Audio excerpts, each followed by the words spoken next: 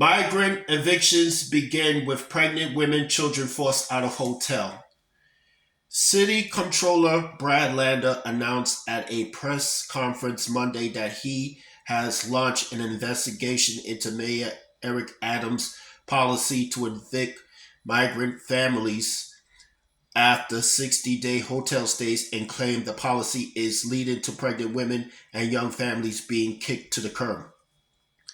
Lander, who spoke January 9 outside the Row Hotel on 8th Avenue, said that it was unconscionable to be evicting families in cold temperatures and said the policy is cruel.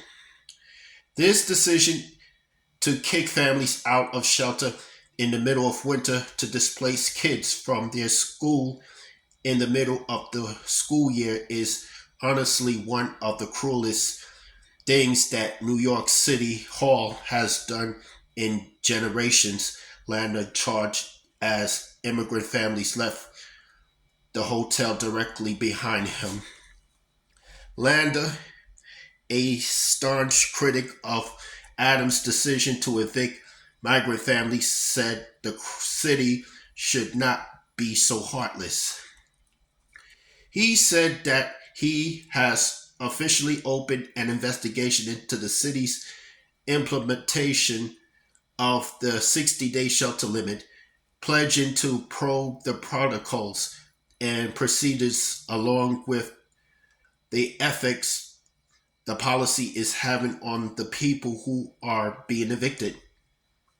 On top of its cruelty, it has been poorly communicated so families aren't aware of their options, Landis said.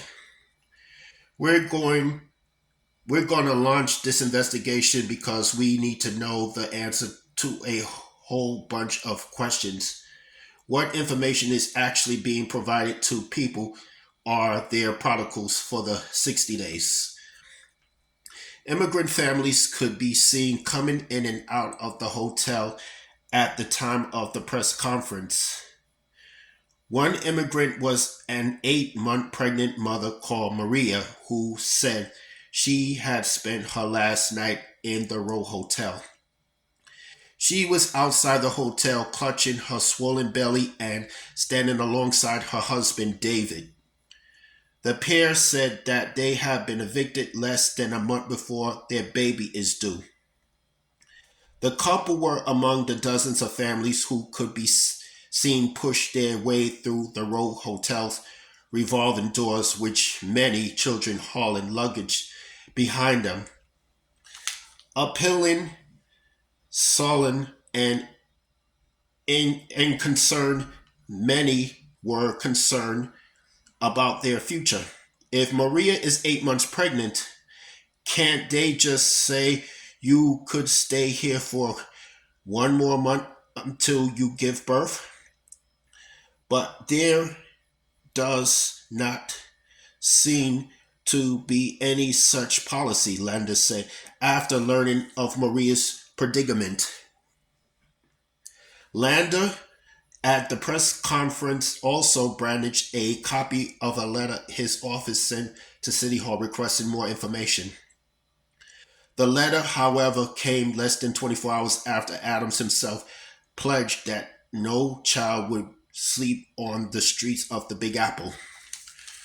On January 9th, a spokesperson for City Hall called Landers' investigation puzzling, while also stating that the 60-day cap is an attempt to help people relocate elsewhere.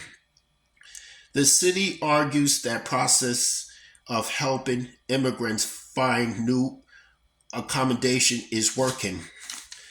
As New York City leads the nation in managing this national humanitarian crisis, our focus has always been and continues to be connecting people with the resources they need in order to resettle and complete their journeys. Our system is clearly working. Nearly 60% of migrants who have been in our care have taken that next step, and this is another tool in our very limited toolbox to help people to do so, the spokesperson said. The spokesperson stressed that New York City is not the only location implementing such a rule, and that city officials have been in contact with Lander's office regarding how information is being distributed.